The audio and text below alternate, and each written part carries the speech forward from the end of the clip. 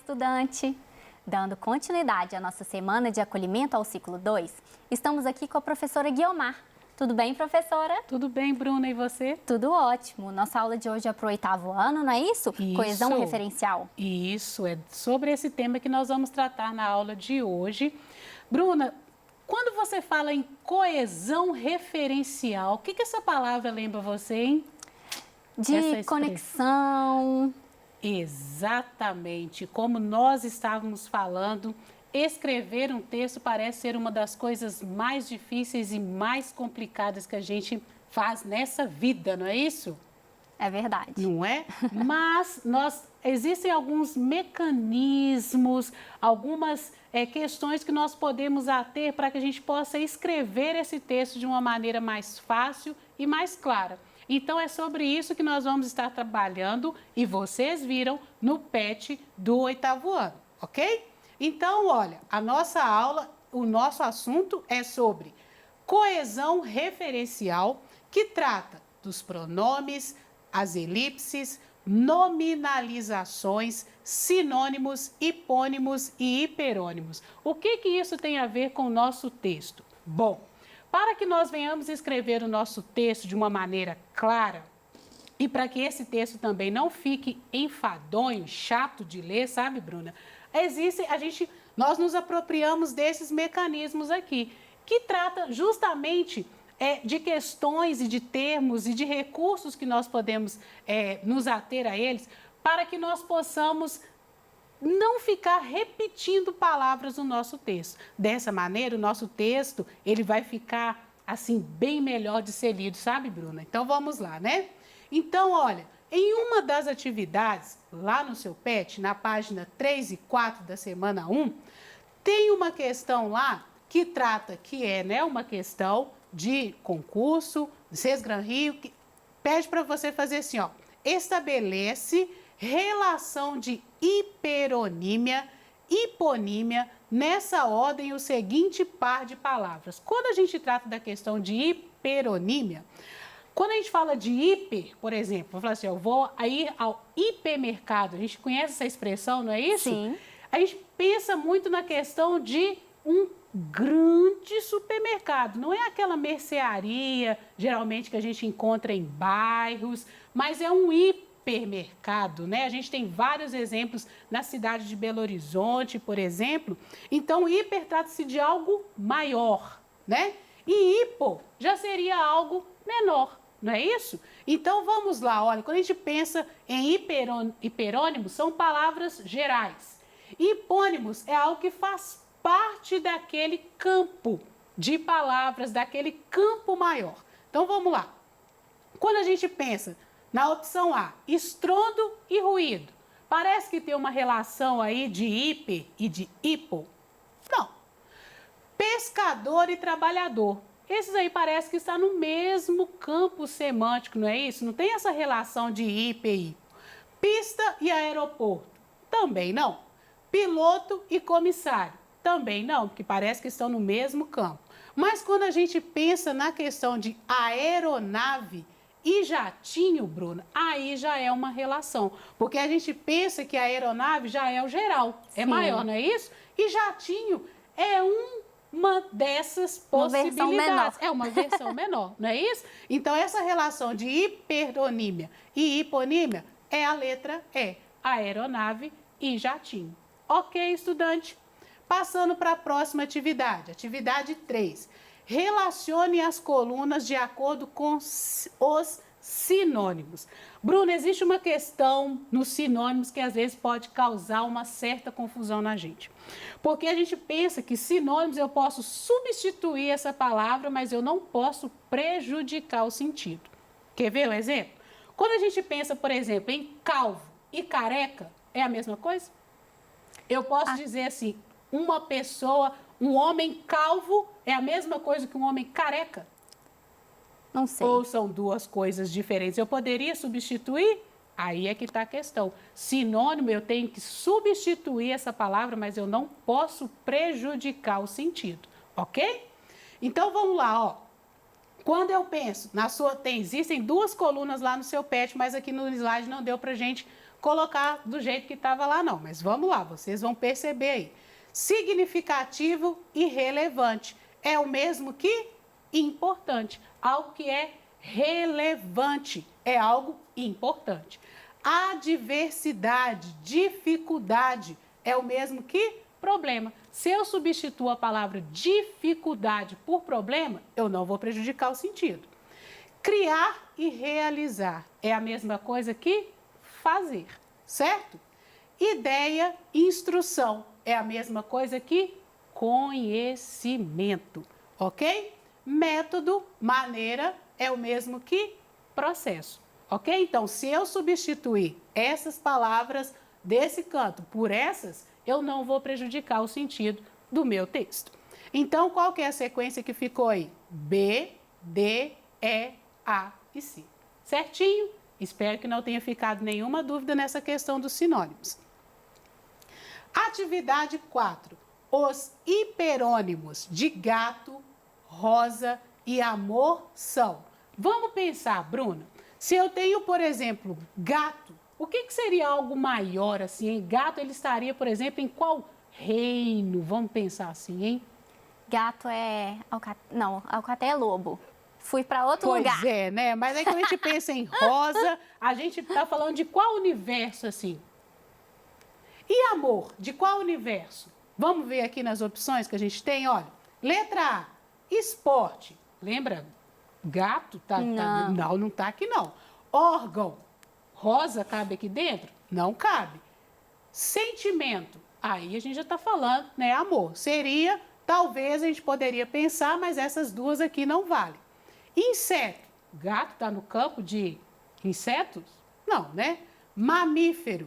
Veículos. Não, essa questão aqui já não nos traria dúvida alguma. Agora vamos pular aqui para a letra E. Quando a gente pensa em felino, gato está dentro desse campo? Está dentro desse campo. Sentimento. Uai, eu estava falando de rosa, então não está aqui dentro. E órgão? Então não. Quando a gente tem uma questão de múltipla escolha, a gente tem que pensar muito nisso, sabe? A gente já vai logo na primeira palavra e já pensa assim, o que eu posso eliminar ou não, certo? Então, por eliminação aqui, a gente já eliminaria a letra A, a letra B, ok? Aí a gente ficaria em dúvida entre a letra C, D ou E. Aí a gente vai para a segunda opção. Por exemplo, o que a gente tinha lá era rosa. Então, rosa está dentro do campo de quê? Flor. Amor dentro de qual campo? Sentimento, ok? Então, a nossa resposta aqui é a letra C, ok? Então, essa questão aqui a gente já entende, começa já a entender, a internalizar do que se trata a hiperonímia. Atividade 5. Quando um elemento é omitido num texto sem que se perca o sentido, como na frase sobre a cama, cobertores e lençóis limpos, qual a figura de linguagem usada na frase? Ou seja, figuras de linguagem são aqueles recursos expressivos, né, que eu uso no meu texto. Por exemplo, quando eu tenho um texto poético, eu uso muitas figuras de linguagem, né? São exemplos de um texto poético. Em outros textos, em outros tipos, né, em outros gêneros de texto também, a gente tem aí as figuras de linguagem. Então, a resposta para essa questão aqui seria a elipse. Por quê? Porque quando eu tenho sobre a cama, cobertores e lençóis, aqui, no início dessa frase, eu tenho sobre a cama, esse artigo aqui. Mas eu não continuo usando os artigos. Eu poderia colocar aqui os cobertores e os lençóis limpos. E a elipse é justamente isso. É quando há omissão de um termo, mas esse termo, ele é facilmente identificado. Vamos lembrar uma questão? Quando o seu professor sempre falava assim, olha, sobre sujeito elíptico. O que é esse sujeito elíptico? Às vezes essa palavra pode dar uma certa confusão, mas eu penso muito na questão também do sujeito desinencial. As desinências são aqueles recursos, né? Quando eu penso na desinência de um verbo, por exemplo, são aquelas partes que me lembram algumas outras coisas. Por exemplo, quando eu falo assim, olha, fomos ao shopping, Bruna. Se eu pergunto para você, senhora, fomos ao shopping, quem que foi ao shopping? Nós não é o pronome que eu posso colocar? Nós fomos ao shopping. Então, pela desinência desse verbo aí, né, por esse verbo, eu lembro que o pronome que eu posso usar é nós, certo? Então, sujeito elíptico também é isso. Por exemplo, é uma palavra que foi omitida, o sujeito não está ali, mas você facilmente pode identificar qual que é esse sujeito. Só relembrando a questão dos sujeitos. Na semana 2, coesão e coerência. Vamos lembrar um pouco o que é coesão? Quando eu falo de coesão, aluno, estudante, eu estou pensando no ligamento das frases, no ligamento desse texto aí, né? Um texto, por exemplo, é aquele pensamento que eu tenho, né? Que um texto não é emaranhado de palavras, não é aquele monte de palavras, Bruna. Se eu coloco um monte de palavras numa folha, aquilo ali não quer dizer que é um texto. Tem que ter ligação, fazer sentido, né? tem que fazer sentido, né? Então, quando eu penso em coesão, é justamente isso. Essas palavras têm que estar unidas, né? Elas têm que estar ali conectadas, tem que fazer o sentido. Por isso que coesão e coerência andam sempre juntos, ok? Coesão e coerência. Então, na atividade 1, leia os textos abaixo. Por norma, as selfies são feitas com os celulares das próprias pessoas. O objetivo de uma selfie é fazer com que o fotógrafo apareça na selfie. As selfies podem ser individuais ou em grupos, as conhecidas selfies de grupo. Bruna, qual a palavra que repete o tempo todo nesse texto? Selfie. Selfie. Aí fica assim um pouco enfadonho, toda hora você tem que ler selfie, selfie, selfie. Fica, não fica? Vamos para o texto 2. A palavra selfie só passou a ser utilizada com este sentido no ano de 2002, num fórum online australiano. As redes sociais ajudaram posteriormente a popularizar o termo. No entanto, o autorretrato de si mesmo só tomou verdadeira expressão a partir de 2002, quando a palavra se tornou comum nas plataformas principais da mídia. Elas receberam técnicas usadas na hora dos registros, como a busca pelo ângulo perfeito, o número de pessoas que morreram enquanto tentavam tirá-las em situações arriscadas foi de 259. É um texto que não ficou repetitivo. Você não usou o tempo todo a mesma palavra, certo? Você usou substituições. No Oscar 2004, a selfie de grupo comandada pela apresentadora a Ellen DeGeneres teve mais de 2,7 milhões de compartilhamentos e tornou-se a foto mais retuitada da história. Atividade 2. Agora que você já leu os dois textos, responda: que diferença em relação ao uso do termo selfie vocês percebem nos dois textos? Como nós já falamos no primeiro texto, a repetição da mesma palavra. A palavra selfie repete o tempo todo. Já no texto 2, essa palavra foi substituída por outros termos, tornando o texto mais leve de se ler, ok? Letra B. Que efeito essas substituições geram em relação ao encadeamento das ideias do texto? O efeito, essa é uma possibilidade de resposta. Como nós já dissemos, né? Questão aberta, aí leva o conhecimento, aquilo que o aluno entendeu do texto, mas algumas coisas precisam aparecer na sua resposta. Por exemplo, o efeito da não repetição de palavras no texto, mas mantendo a coesão, a coerência e a sequência de ideias, ok? Então, a substituição desses termos tornou o seu texto coeso, você substituiu a palavra, mas não comprometeu o sentido e também, né? Ou seja, não comprometeu o sentido, então a coerência está presente e a sequência de ideias. Você não se perde, porque são palavras que você usou para substituir a palavra, mas sempre fazendo referência, ok? Todas as palavras que foram colocadas para substituir se referem a selfie. Letra C. Que estratégias foram usadas para evitar a repetição da palavra selfie no texto 2? Ora, a substituição da palavra selfie por uma outra que tenha o mesmo sentido, lembra da questão dos sinônimos? E o uso de pronomes também. Semana 4, formação de palavras. Aí, lá na página 12 e 13, você tinha algumas opções, né? E você tinha que responder se era para aglutinação ou justa posição. Desculpa. Quando eu penso em aglutinação, eu estou pensando naquelas palavras que se juntaram para formar uma só, mas algo foi perdido de algumas dessas palavras para formar a nova palavra. Justaposição já é a formação de palavras em que não houve perda em nenhum dos radicais, em nenhuma das palavras, ok? Então, quando eu penso na palavra sacolé, vamos pensar lá no início de onde que essas palavras foram geradas? Saco e picolé. Justaposição ou aglutinação? Houve perda? Houve. Então, é aglutinação.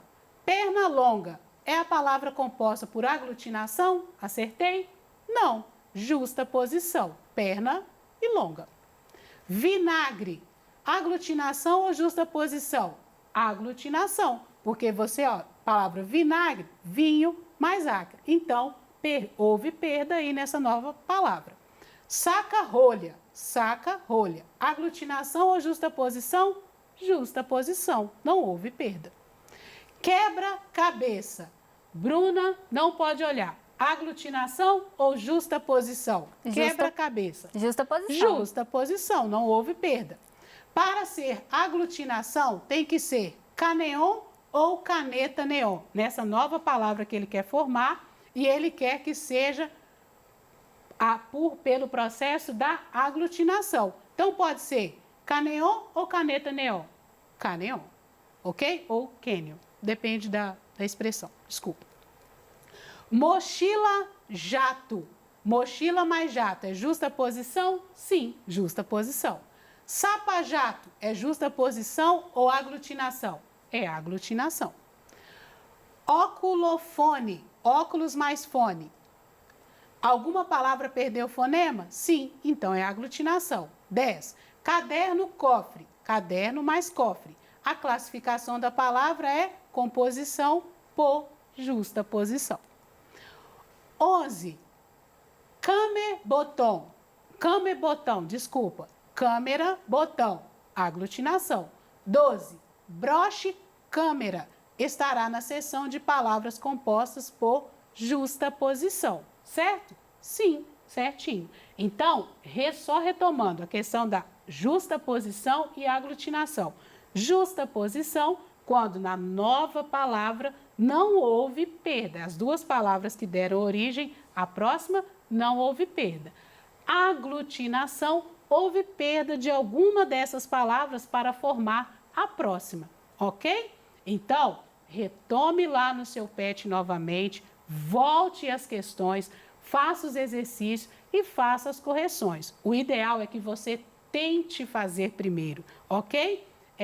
Tente fazer e, como eu acredito, vamos ter aí esse processo das correções, faça, se esforce. Acredito que esse momento, esse PET, ele foi proporcionado para você, para o estudante, não é, Bruno? Para nesse momento que nós estamos vivendo, o aluno tenha a possibilidade de estudar em casa, ok? Com autonomia, que autonomia é essa? Leia os textos e tente fazer os exercícios, ok? Bruna, alguma dúvida sobre aglutinação ou justaposição? A explicação ficou claríssima, professora. Ah, que bom então. Então, estudante, volte aos exercícios e tente fazer as respostas, as questões abertas, as questões de múltipla escolha e bons estudos.